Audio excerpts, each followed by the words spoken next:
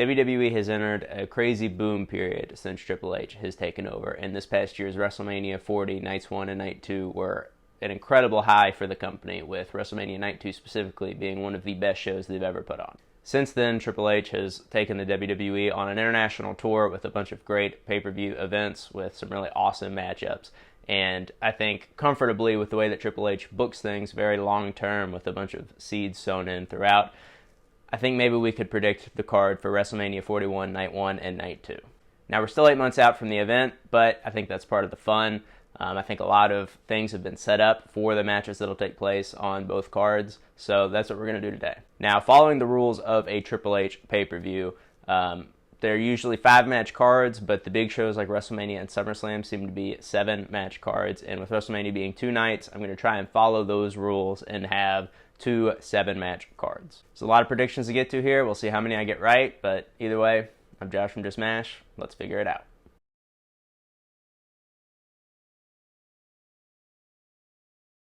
Kevin Owens versus Randy Orton.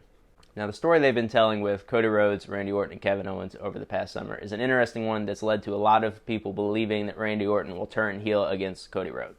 The story for Bash in Berlin, however, was that Cody Rhodes challenges Kevin Owens for a title match that Kevin Owens does not believe he deserves, and because of that, they've been teasing that Kevin Owens might turn on Cody Rhodes. I think this is a red herring to actually have Kevin Owens not turn on Cody Rhodes, as we thought, and have Randy Orton actually be the one to do so after losing to Gunther. I think Orton is going to turn on Cody and KO at a pivotal moment, maybe around War Games time, and because of that, they're going to do KO versus Randy Orton at WrestleMania. Their partnership goes back before WrestleMania this year, pretty much since Randy Orton has returned to the WWE. They had a triple threat match with Logan Paul at WrestleMania 40 that was really great.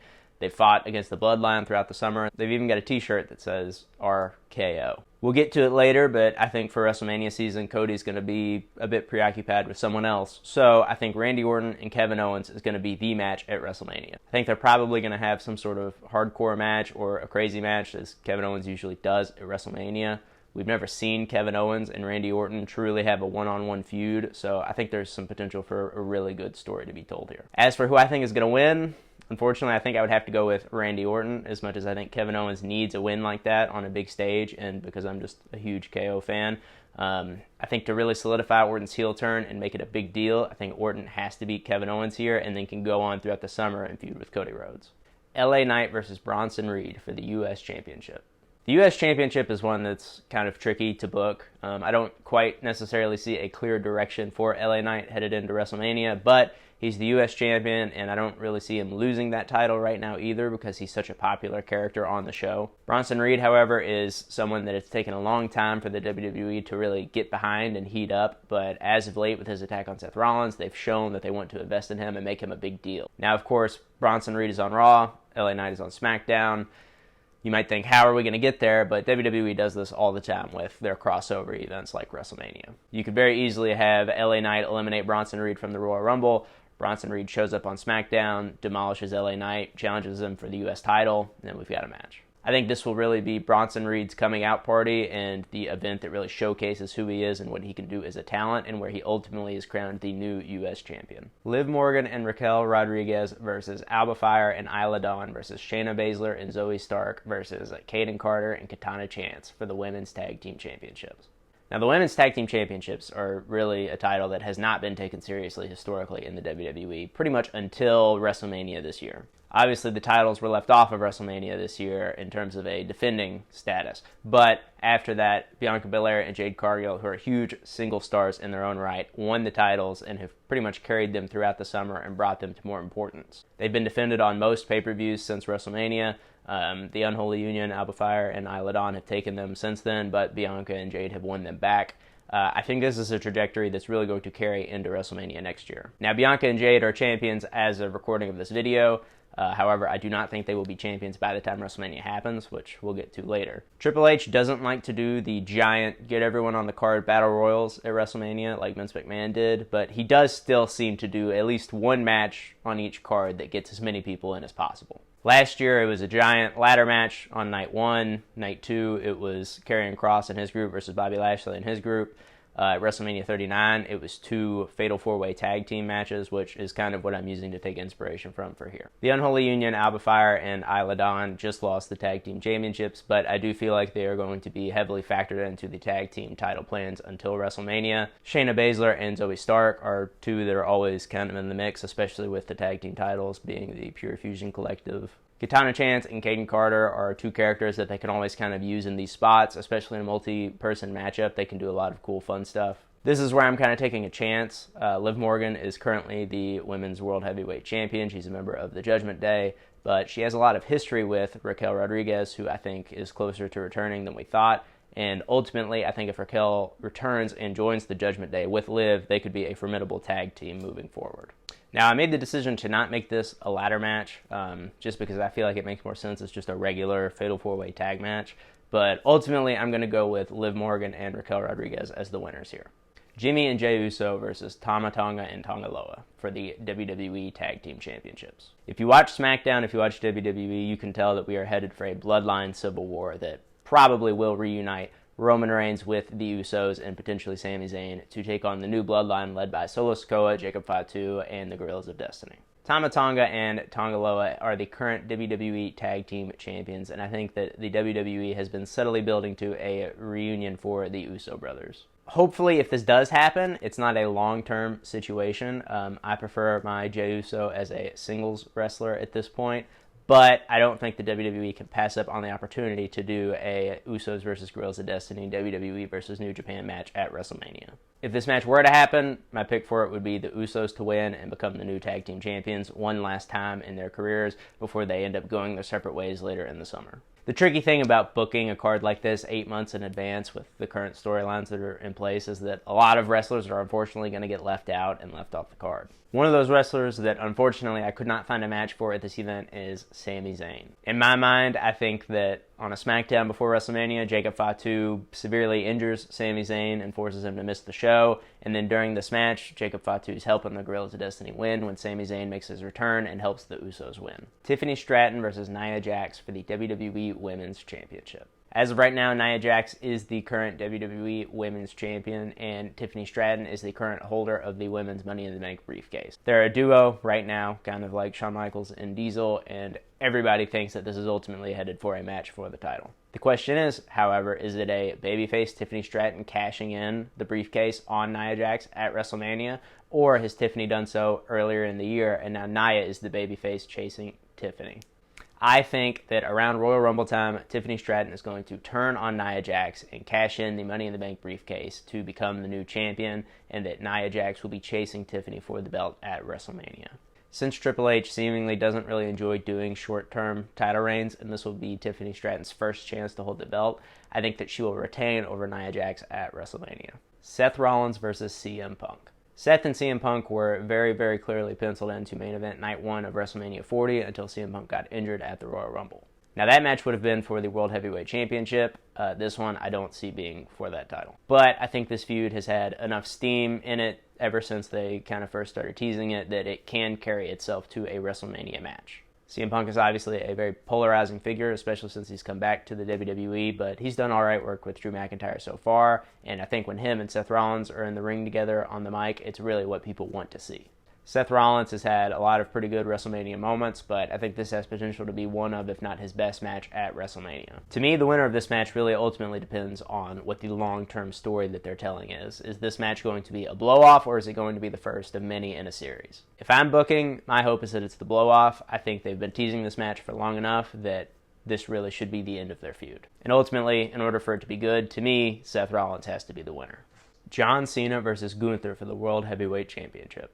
As we all know, 2025 is going to be the retirement tour of John Cena, with WrestleMania 41 being the last WrestleMania that John Cena will compete at. Gunther is currently the World Heavyweight Champion, and I personally do not see him losing that title anytime soon. I think that John Cena's last WrestleMania is too good of an opportunity to pass up to have him in the main event of a night of WrestleMania for a world title one last time. If you look back at John Cena's career, Gunther is the classic stereotypical villain for John Cena to face. With the way that Gunther has been booked throughout his entire WWE run, he's been this unstoppable, undefeatable foreign monster, and that is the exact type of wrestler that John Cena would have toppled in 2007. I think the opportunity for John Cena to come in and win the Royal Rumble next year and go on to face Gunther in the main event of Night 1 of WrestleMania for his last ever World Championship, which if he won would surpass Ric Flair's record for most World Championships won, I think would be a pretty incredible story for Cena's last WrestleMania. However, I think there's a large chance that John Cena would ultimately come up short in this endeavor. Gunther is an unstoppable monster. Throughout the 5 or 6 years he's been in WWE, he's only lost 3 times, twice in NXT and once on the main roster. And those people were Braun Breaker, Ilya Dragunov, and Sami Zayn. Now, obviously, John Cena is bigger than those guys in stature and importance, but he's at the latter end of his career now in the last year of it. So does it quite make sense to have him defeat somebody as unstoppable as Gunther? Yes, if I'm in charge, John Cena does defeat Gunther. He does break the world title, world record, and become the 17-time world heavyweight champion in the main event of his last WrestleMania ever. But I could very easily see them using this as an opportunity to completely solidify Gunther as one of the all-time greats in the WWE. My official prediction, though, is that John Cena will win the world title and carry it throughout the summer into the fall for his last year as a wrestler. Drew McIntyre versus Braun Breaker for the Intercontinental Championship. Since debuting on the main roster, Braun Breaker has been pretty unstoppable within the WWE, quickly winning the Intercontinental Championship and making him someone to be reckoned with. Drew McIntyre, on the other hand, has been a top guy in the WWE since he returned in 2017, and clearly is not going anywhere since he re-signed a new contract last year. A lot of people think that maybe we're headed for a Drew, Seth, CM Punk triple threat match at WrestleMania, and while I do think that that match will happen at some point, I don't see it at this year's WrestleMania. When kind of putting this card together, I was looking at Braun and I was looking at Drew, and I didn't really have a spot for either one of them, and that's kind of why I feel like it makes sense for them to wrestle each other. This is an opportunity for Braun Breaker to face a WrestleMania main eventer at WrestleMania. It's an opportunity for him to defend the Intercontinental Championship against somebody who could beat him for it, and it's an opportunity for Drew McIntyre to shine on a big stage. Ultimately, I think Braun Breaker retains the Intercontinental Championship here, mainly because Drew McIntyre is the type of star that doesn't need a title to be relevant, whereas Braun Breaker needs a big win at WrestleMania and to retain his Intercontinental Championship. Rey Mysterio and Dragon Lee versus Dominic Mysterio and JD McDonough versus AOP versus Pentagon and Phoenix, the Lucha Brothers, for the World Tag Team Championships. Now, one of those teams obviously is currently in AEW, but the rumor for a long time now has been that their contracts are expiring with AEW and they are on their way to the WWE. I believe those rumors, and I think that we will definitely see Penta and Phoenix at WrestleMania next year. Rey Mysterio is a legend. He has to be on every WrestleMania. There's no doubt about that. I think that him and Dragon Lee could be a really fun tag team and a good way to show that Dragon Lee is somebody that we should care about. Pretty much every WrestleMania until Rey Mysterio retires, he will be tied to Dominic Mysterio in some way. So I think having Dominic and JD as a team representing the Judgment Day here makes sense. And for the last team, I just went with AOP because they're big guys who are very visually different from the rest of the guys in this match. The rest of the guys in this match are smaller and do a bunch of jumps and flips. So I think having the AOP there to be the powerhouse base for it just makes sense. Ultimately, I'm going with the Lucha Bros here to win the World Tag Team titles. Kind of a bold prediction because they're not even with the company yet, but I think this makes sense and is a way to show that they are going to be an important team moving forward. Bianca Belair versus Jade Cargill. Pretty much since Jade Cargill has come to the WWE from AEW, this is the match that everybody has been clamoring for. Since then, Jade and Bianca have become the Women's Tag Team Champions twice now, and I think ultimately are on a path for collision at WrestleMania. I think they're going to hold the belts maybe until Royal Rumble time, maybe Elimination Chamber time, and then that's when their team's going to fall apart. The two ideas I have for this, obviously, either Jade turns on Bianca for some reason and then we do the match at WrestleMania, or Bianca actually turns heel on Jade and do the match at WrestleMania that way. We haven't seen a heel Bianca Belair on the main roster of WWE yet. She's been a pretty cool superhero babyface her entire run, so I think to have her turn on Jade Cargill, maybe being the experienced vet versus the rookie at WrestleMania, could be a really cool idea. However, I think Jade is a lot more of a natural heel than Bianca Belair is, so maybe it makes more sense for Jade to be the heel. I guess another option is it could just be a friendly exhibition to see who the better competitor between the two of them is at WrestleMania, and then maybe the loser gets jealous and turns on the winner afterwards. There's a lot that they could do with this. Bianca Belair, in her short time in WWE, is already one of the all-time greats in the women's division, and I think if anyone can give Jade Cargill a big marquee standout matchup at WrestleMania, it's Bianca Belair. Bianca Belair at WrestleMania is the new Undertaker. She is undefeated at WrestleMania, and I think ultimately, regardless of the story they're telling, that streak will continue. Bianca Belair will win. Finn Balor versus Damian Priest in a Hell in a Cell. Triple H is no stranger to his long-term booking, and this Judgment Day implosion is something that's been building for a long time. The tension between Finn Balor and Damian Priest is something that's been brewing since the summer of 2023, and here we are at the end of the summer of 2024, and they've finally blown up. They've done a pretty good job of keeping Balor and Priest apart from each other in the Judgment Day segments on Raw as of late, and I think they're going to try to continue that until WrestleMania. I think War Games this year is going to see Damian Priest lead a group of random superstars against the Judgment Day, and eventually we're going to see Priest versus Balor, where Balor will win. The feud from there will continue until WrestleMania, where it reaches its boiling point in a Hell in a Cell, and Damian Priest will win and defeat Finn Balor in the Judgment Day once and for all. Rhea Ripley versus Charlotte Flair for the Women's World Heavyweight Championship. This is another bold prediction because as of right now, Charlotte Flair is out with injury, but I think enough time will have passed at this point, and upon return, the WWE will want to have Charlotte in a major match at WrestleMania. I think for Charlotte to come in and immediately step into a big spot at WrestleMania, the only person that really makes sense for her to come in and immediately feud with is Rhea Ripley. Rhea and Charlotte have wrestled at 2 WrestleManias already, 36 and 39, with Charlotte winning the NXT Championship from Rhea Ripley at 36, and Rhea Ripley winning the SmackDown Women's Championship from Charlotte at WrestleMania 39. They've got so much history together that, to me, it makes a lot of sense for them to wrestle here. I think Rhea Ripley will defeat Liv Morgan at some point in the fall to become the new Women's World Championship, and I think that Charlotte Flair will make her return in the Royal Rumble to win and ultimately challenge Rhea Ripley one last time at WrestleMania. Personally, if this were to happen, I would hope that Rhea Ripley wins. Ultimately, Charlotte's at that point in her career where obviously she's not ready to retire or anything, but she can be used to put over a superstar like Rhea Ripley fully, one last time as a babyface. Roman Reigns versus Solo Sikoa.